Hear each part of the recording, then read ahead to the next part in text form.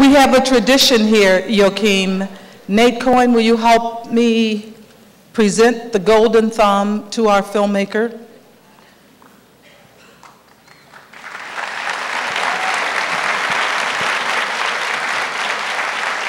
Thank you. Thank you very much. Look at this. Wow. It's beautiful, and it's a cast of Roger's thumb. Long thumb. Thank you very much. It means a lot to give these to the filmmakers. It means even more now, so oh, thank you so much. It's a great honor and quite unexpected. Thank you very much. We'll take it and give it back to you at the end. Thank you. And to help us with our Q&A session this afternoon is Michael Phillips, the film critic for the Chicago Tribune. Please welcome him. Thank you so much.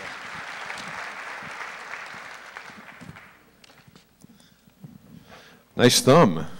Yes. I'm glad it pointed up. Good. Positive. I'm going to remind you that raise your hand for questions. We'll talk for a little bit, 10, 15 minutes, and then we'll start throwing to the questions and try to roll you in a little earlier than, so we have time to do that. But let me ask you about this. You grew up skateboarding in Oslo. Is that right? You were a skateboarder. Yes. Let me just read a little something from an interview, and I want to see if this might answer some questions that some people already have about the film we just saw.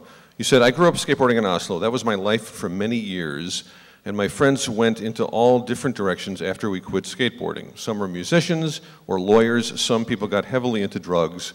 So I'd seen a lot of destinies of people which have been mysteries to me. Why did people with such similar backgrounds to myself end up in such bad places? This story allowed me to explore that." Talk a little more about that.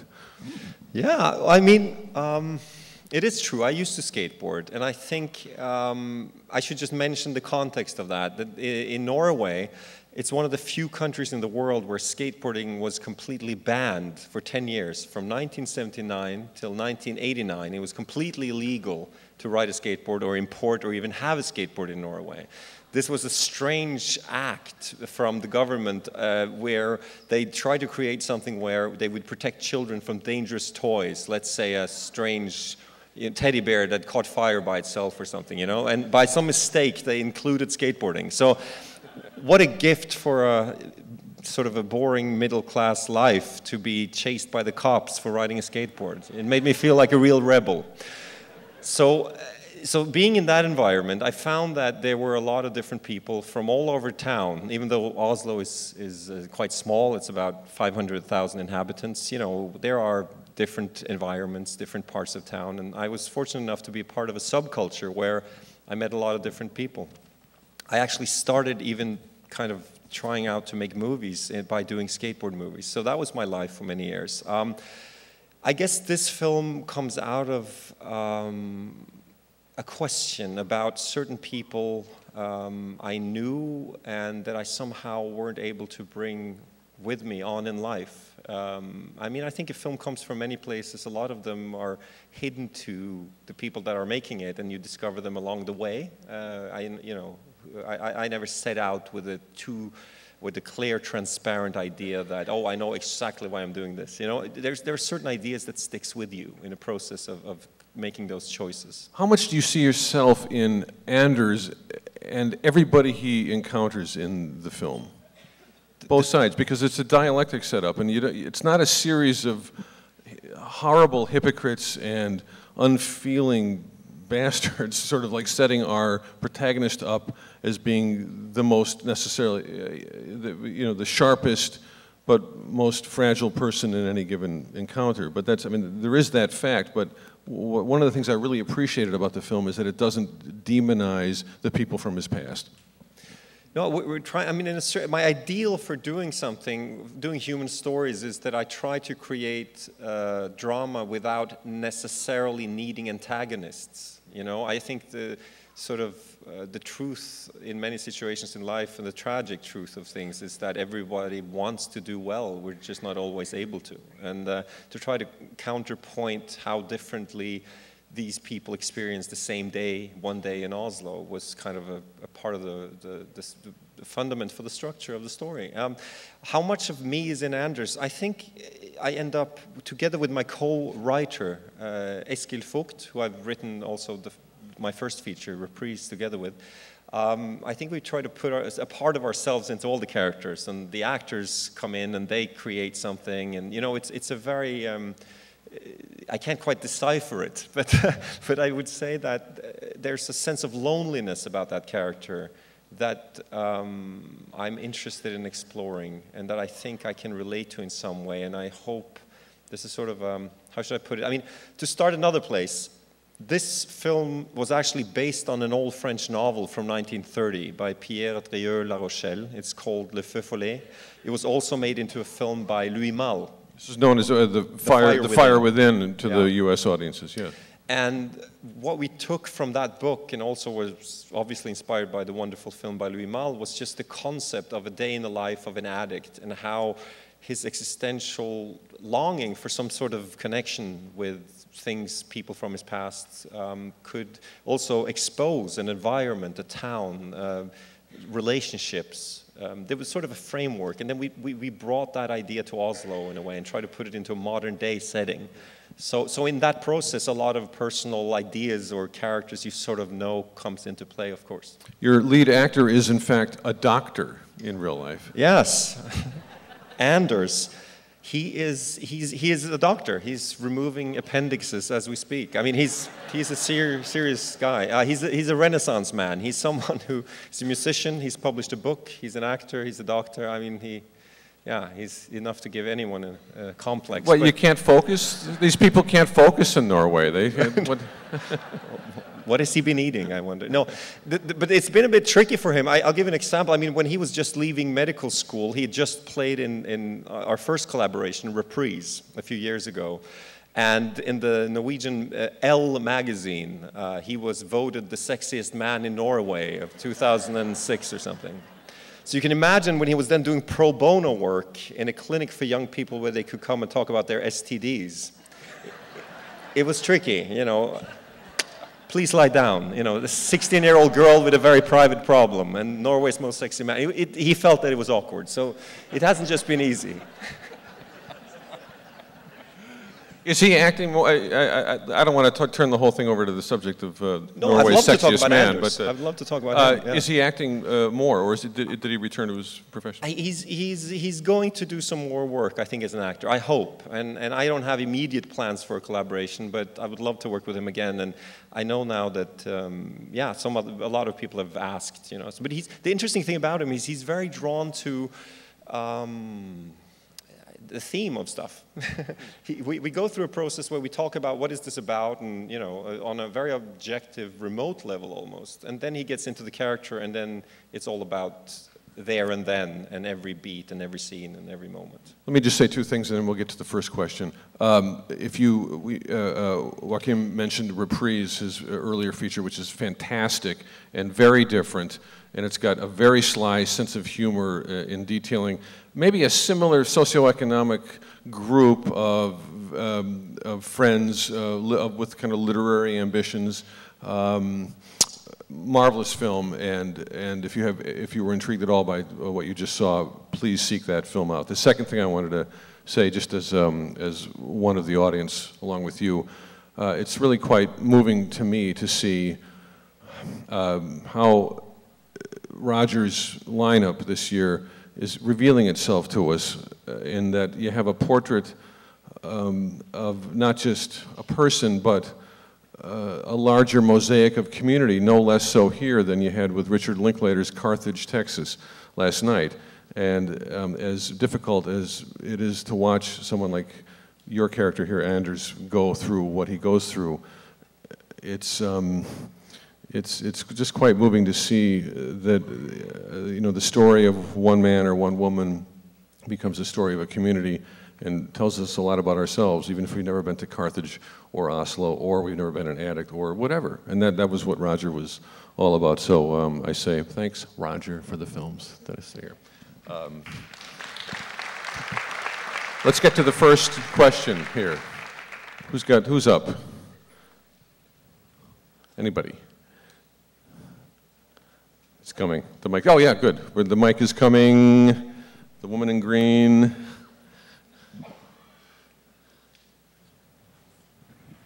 I was just wondering, at the end of the film, was your intent that he was just shooting up, or was he committing suicide? It's a good question. I think I always saw this story as someone who actually killed himself. But then as we were editing the film, and I do a lot of screenings, not to necessarily just create what would work commercially. It's more a discussion of what are we telling, how is it being interpreted, and I do a lot of talks with groups of people. I'm just curious to understand what we're expressing or telling. And some people were saying, well, I'm not sure if he dies at the end completely. And I thought, okay, if he doesn't die, what life will he have to live then? And isn't that also an interesting thought somehow? That was my personal conclusion. But I don't know. I would like there to be a sense of openness, even though I think I'm telling the story up against the fact of death in a way, if that makes any sense, as he is approaching the end. I think it to me feels like the end of that journey that we're telling. Did this film go through any substantial revisions as you completed the script, where you thought, well, actually, I've gone off in a direction that may be more fruitful if I follow that for a little while? Or was it always the rather meticulous, straightforward, linear piece we have here? The thing about this project was that my first film, the first film we did, Reprise, took so many years. And it was such a complex and ongoing process, and there were so many characters, it was hard to get it financed. I wanted to do something simple and hopefully lucid, just a straight, small film. I've always admired people like Sidney Lumet or Woody Allen, people that could work quick, make a film a year. And those two examples, I mean, they've done amazing work in a year. So this one, a part of the process was trying to do it quick. We decided to do the film before we had started writing it, and in a year it had premiered in Cannes. It was just we wanted to do a film in a year, almost like an exercise. I was waiting for another project to happen, and it didn't happen. And so, of course, things were evolving quite parallel. But the advantage of working quick is that I didn't get a chance to overcomplicate things. You could easily keep rewriting jokes or rewriting scenes endlessly until you go on set, if you have the time. So in a way, we ended up having to try to stick to our ideals of something quite simple and a straight story through a day. So the deadline worked? Yeah, it did. We finished the film. Very good. And you are now filming, coming up later this year, right? In fact, the exotic state of Connecticut. It seems like that's where we'll be shooting, yes. Things have not been, was that ironic? We were considering Illinois, actually, for a while. Seriously? Yeah, no. You were considering Illinois? I shouldn't, this is between us, right? What the hell was streamed? No. What the hell was wrong with Illinois? No, it's nothing to do with the location. It's not like you're not at a film festival in, I don't know, the middle of Illinois. No? I knew that the rumors had it that The Breakfast Club, one of my all-time favorite movies, was shot in Illinois. Is this correct? Yeah, so I thought that's an interesting place. The fact is, I shouldn't get too, this is going to get complicated. It has to do a lot as well with the production, practicalities, and finance as well when making a movie. There are certain things you have to fight for as absolutes as a director, and there are other places where you have to try to be inventive and creative. So I guess that's, but it hasn't been locked down yet. So okay, all right. Let's see. A maybe. Another question. Question from the balcony. Right here, up here. To your right. Yes. Hi. Sorry. You said that you wanted to hopefully made a film that touched somebody, people.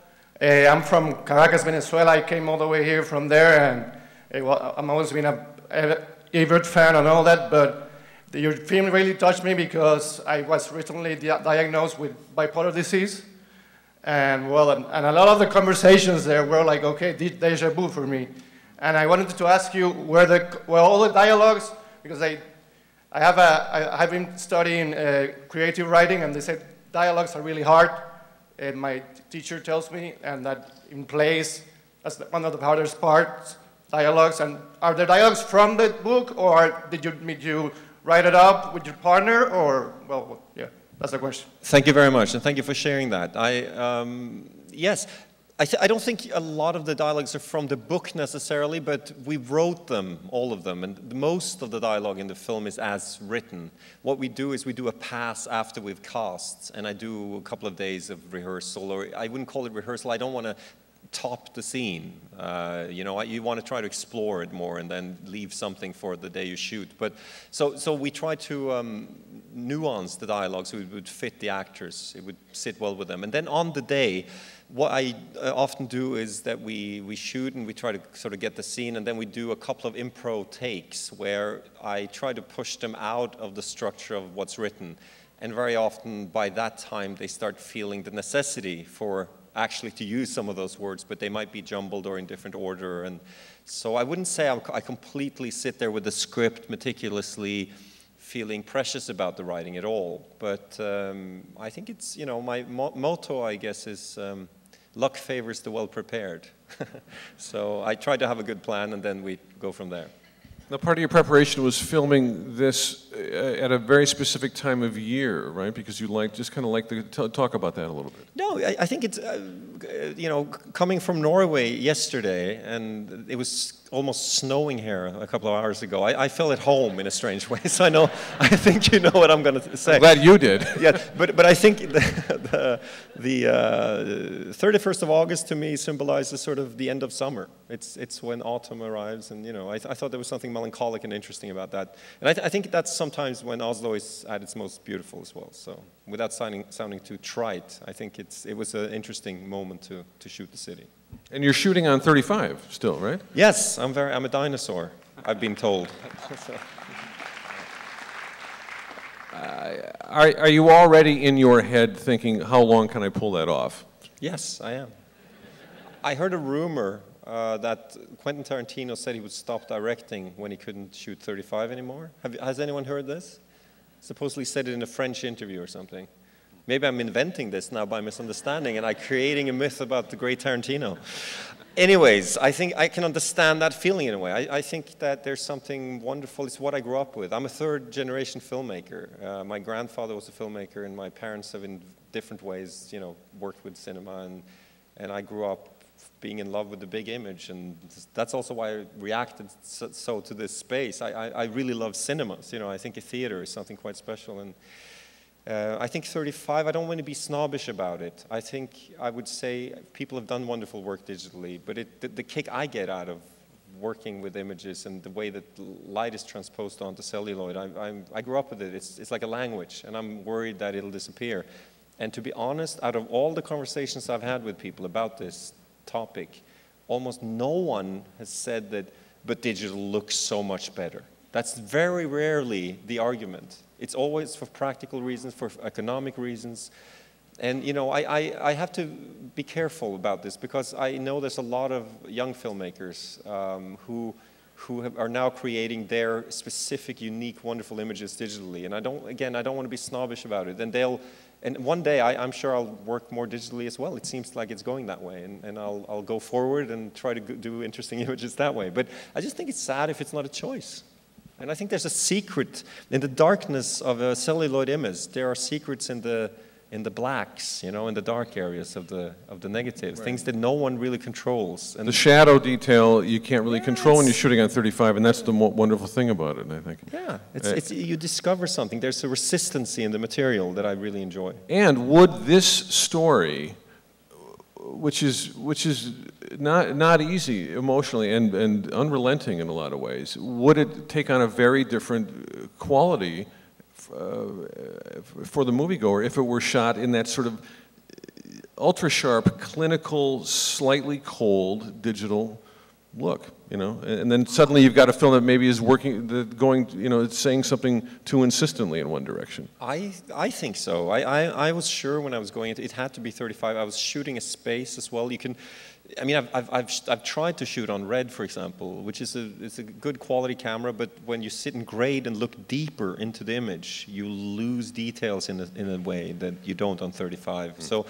I don't know. I think and also there's a romantic sense to this. I wanted there to be a romantic sense. Anders is in a tradition of storytelling, a romantic character. He's an idealist who's maybe lost his ideals, and he's got a sort of dark, self-destructive integrity. And I thought that sort of fitted a more romanticized view of the world, even though I think I'm standing with one leg in a more naturalistic tradition. I'm also interested in how light and the poetic possibility of abstraction in the same image can play alongside naturalism. And certainly that comes out of the French New Wave of some of the many directors besides Malle, too, Louis Malle, but yeah. Another question. Yes, we're in the aisle towards the exit center house. Every film first makes you ask, what should I look at? And I found on a first viewing of this film, there was only one thing to look at. I mean, the story in many ways was compelling. The only thing that was really important to look at was the expression on Anders' face. And so I would like you to comment on how one creates the miraculous subtlety of the way in which that face changes and constantly moves through and tells the story through the tiniest little changes of expression. Thank you for that. I'll convey that to Anders because I think that's very much him.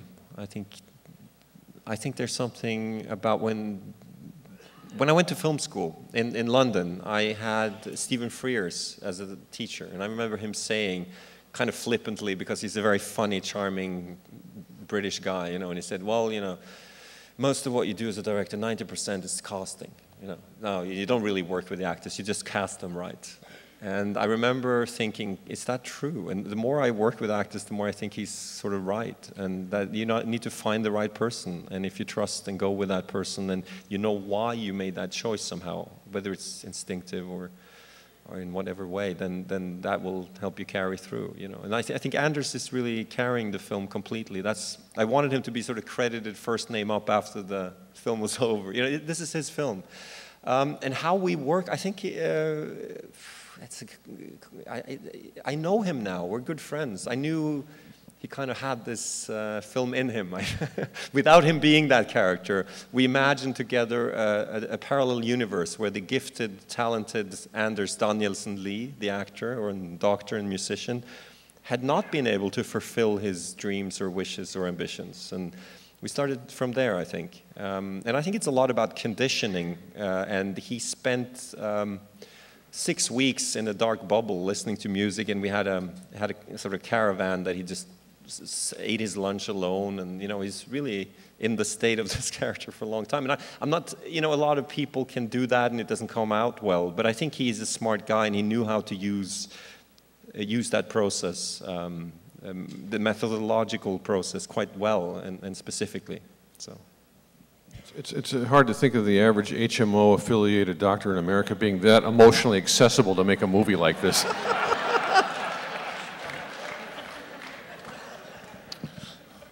My co-pays just went up too, by the way.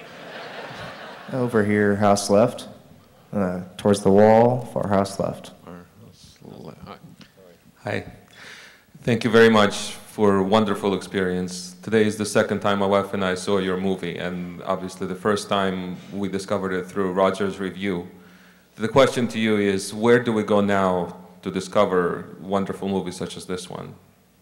I mean Scandinavian movies, which don't normally filter down here. Wow, thank you very much, first and foremost, for your compliment.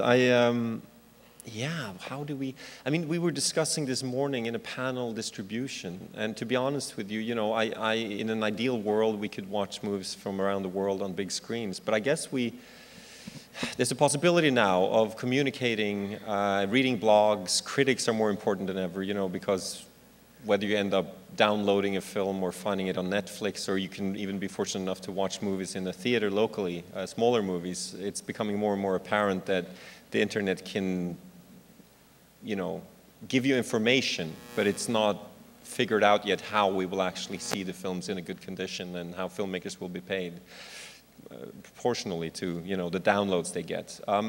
But how, I mean, festivals are very important. I guess festivals like this, festivals like you have some wonderful other festivals in America as well, like Sundance. If you're asking for sort of recommendations for specific Scandinavian cinema, yeah, what's been good lately? I Belong is a wonderful film by Dag Johan Haugerud. I Belong is the title. That should be out there. It hasn't been distributed in America. I thought that was a very touching Norwegian film I saw recently. There's some interesting, Ruben Östlund is a Swedish director who's done a film called Play, which is a gritty, quite sociological film, but it also has great beauty and intelligence. I think there are films out there that aren't necessarily known in America that are interesting. So, I don't know, there's a Norwegian institute at the university, I hear, a Nordic institute. Maybe they should put on a festival with Scandinavian movies or something. They should, because the international festival circuit leaves off 95% of everything out there. You know, you think you're getting a great international sampling, and with a good festival you are, but for every one that you're seeing, there's two more behind it that may be as worthy that we're not seeing. We have to tell one on Roger here. We were just talking back. Roger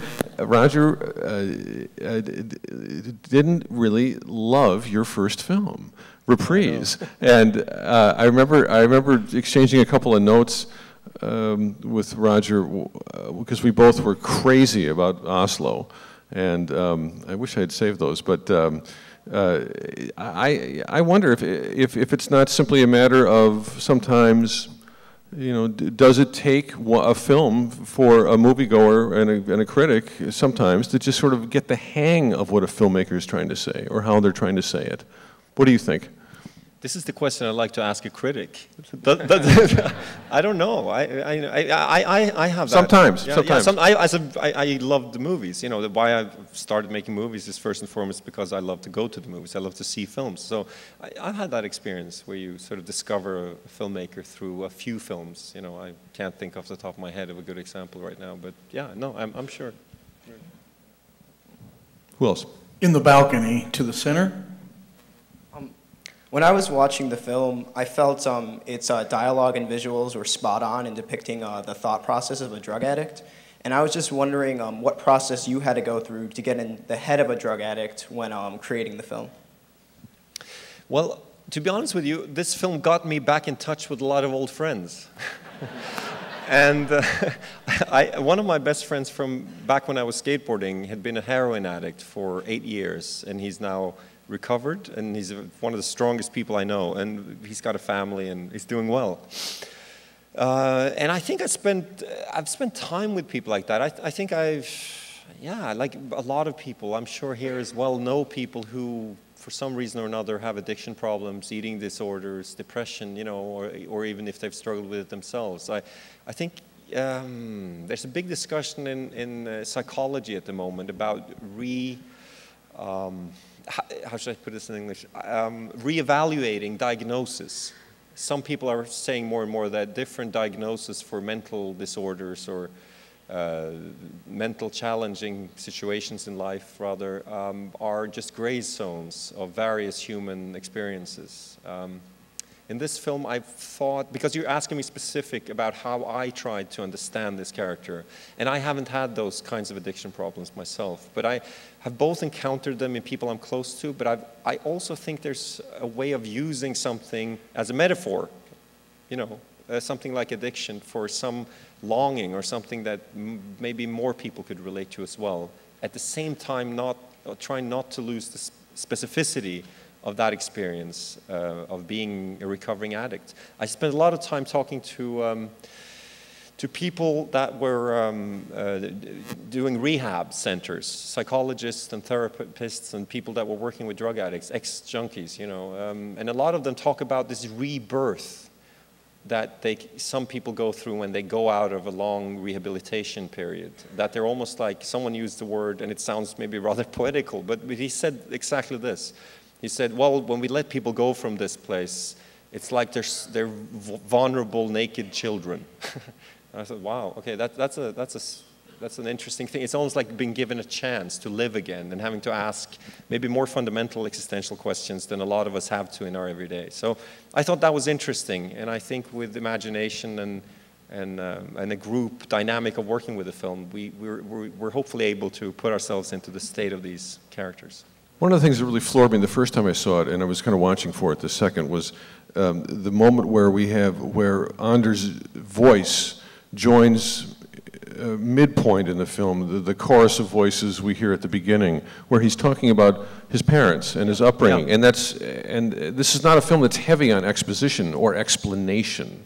It's simply evocation. And what I found this very, very hard to hear, frankly, as a parent, just because you don't want your son or daughter to go into crisis on this. But I love this line about, about his parents. They respected my privacy, maybe too much. They taught me religion is a weakness. I don't know if I agree. They never taught me to cook or build a relationship, but they seemed happy. They never told me how friendship dissolves until you're strangers, friends in name only. That's really the closest the film comes to getting at maybe the root of his loneliness. I wonder if you wrestled at all with how on the nose or how oblique you wanted to protect that, to keep that. I think all those things that he describes about his parents are very forgivable things. Those, I think he's even in a strange way protecting them. There's a scene when he meets the girlfriend of his sister, and he's sort of offended by her insinuations about his parents having done something in the wrong way. And I think that's a part of Anders' tragedy, is this almost symbiotic relationship to his parents that he wants in a way to accept them and for them to accept him, but he's just been such a failure. And I think there's a double shame in life that a lot of people experience, of not only failing, but also failing in a context where you should be successful. Anders has had a good upbringing, I think. He's had friends, he's had resourceful people around him who tries to reach out. And there's a disconnectedness about him, which is the sort of source of his tragedy. And that he's very well aware of himself. And I find that interesting to explore, I guess. So I would say that those things are quite forgiving. It's hard to be a parent. Sure. A couple more, and then we'll let you know. Center House. There are two statements in Roger's essay, review, that I'd like you to respond to. One, he says, we sense he's stranded. He can't go back and he can't go forward. And then in a highlighted section, it says, at a point where you swim so far from the shore that it's too late to turn back. Now, I'd like to push that just another direction from what the first question asked, did he die or live? Is it possible to interpret that he is, after looking at all these other friends and doesn't really want to be like any of them, is he affirming in a very kind of negative way, affirming who he is? Is he affirming who he has become? And so he accepts that, and then whatever happens, happens. I think in your question, you're creating an interesting interpretation of the film in itself. I think I'm always worried about giving an interpretation. Hopefully this film can be an object of interpretation in itself without me having to narrow that down. Or there are probably smarter people out in this audience than I am that might have imagined better versions of what this is about than what I can. But what I think is interesting that you're pointing at, I think there's something about this taking the consequence, having integrity, accepting who you are, which in this case would be sort of a negative acceptance. And I think that's the center of the tragedy here with this character. In sort of classical Aristotelian theory, which I'm not an expert on, as I said that, I sounded terribly pretentious, but I've read a little bit. And catharsis supposedly can lie outside of the story. And I think I was curious to try to walk shoulder to shoulder through a day with such a dark point of view, and to ask the question, is there a truth there for the rest of us?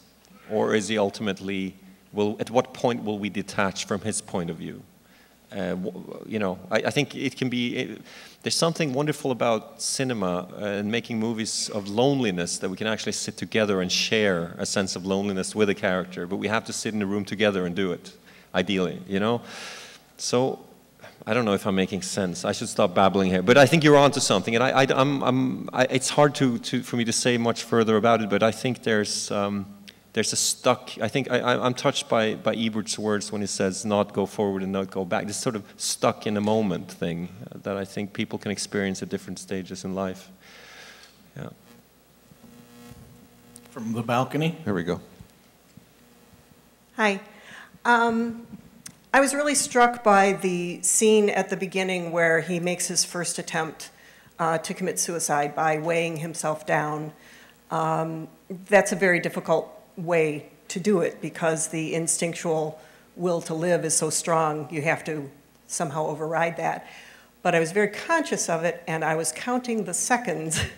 I was wondering if you could talk about what that was, how that scene was done, and how that was for your actor to do, because I was very aware of how long he was under that water. Thank you. So was he. First take, he came up and he said, "Oh, that wasn't long enough," and I was like, "That was pretty impressive. Let's try again." You know, yeah, no, it is difficult to kill oneself. Fortunately, you know, it's hard. It's I wanted in that scene for there to be an almost sense of his almost pathetic sense of doing such a thing that just doesn't seem like it'll work out. And since the film is about someone who has such hard time accepting failure, it's almost, I thought it was the right, you know, a kind of a fumbled try to kill oneself. That's the right place to start this character out, in a way, I thought. He can't accept that he can't finish a piece on piano, you know. I think what could be a lifesaver generally is to have a sense of self-irony in life. I at least find that those periods in life where you can laugh at yourself feel the most happiest, right? So, but technically, yeah, it's a one-shot. It's a guy walking into the water with a stone. And going back to the skateboard thing, I think I've always been fascinated by a friend of mine calling me up and saying, "I'm going to do something crazy today. I'm going to jump down that big staircase downtown that no one's done before." And okay, I'll bring my camera and, you know, see what happens. And this idea of creating an event.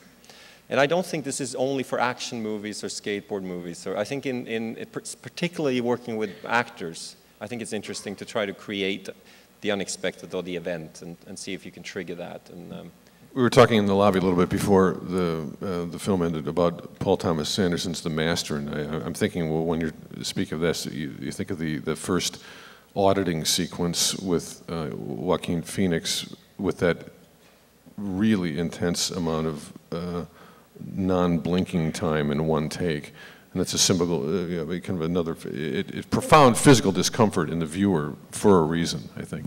Absolutely, I think we can have. I know for a fact, I mean, we have emotional experiences that comes from the form of things. It's not just the transparency of connecting with characters and human drama. I think the form of something, you know, if you listen through Abbey Road by the Beatles in one go, you could start crying, not necessarily because it's sentimental, it's just a brilliant record. You know, and you have that with the form of mise en scène or with the creation of cinema, whether you were a film scholar and could tell, oh, there wasn't a cut in that whole scene, or whether you just feel a sense of an image carrying through in its powerfulness. You know, I believe that form and, you know, is equally important for an emotional statement in art. Absolutely. Yeah. We have a final question for you. So the themes of drug use in this film seem to be rather normalized. It's kind of a culture you just kind of go through, and some make it through and some do not. And that's normalized. And then on the other side, you see people who are having children and some who cannot, and that's kind of normalized. And you have that one note on the piano that won't sound. Are you trying to draw a correlation there between things that people just can't seem to manage to do while their peers around them are doing them successfully? Yeah, that's a good question. Normalize, I don't know. You know, when you work with a story, you try to be specific and you work with specific characters. And of course, you could be interpreted as if you're creating that one character to speak for all people of that type or something. I was trying to work in this story with turning a stereotype around. In Norway, we have a lot of films about drug addicts who are social realist portraits of poverty, social injustice, and I saw that there were some stories out there that I'd seen in real life that weren't told about the fact that addiction is just one part of a human characteristic. You know, it's a part of someone. They will admit to, I'm an addict, to get through it. They have to accept it. At the same time, it's just one part of a human experience. It's not, you know, oh, that person is such an addict. You know, it's Anders. It's someone who could be your friend. But I think what I also wanted thematically to talk about at the same time, and that you're onto in your question, I think, is the enormous pressure of ambition and self-fulfillment that I've seen in a lot of people's lives, and the inability to live up to your own expectations. And I think that's something that a lot of the characters in the story are struggling with. This feeling that you live in Norway and it's all safe and you should be able to be free and make your choice and be successful as such, but it's really hard sometimes to manage. I think all of us here at Ebertfest look forward very much to your next film, Joachim Trier. Thank you for Oslo, August 31st. Thank you. Thank you very much. Thank you so much.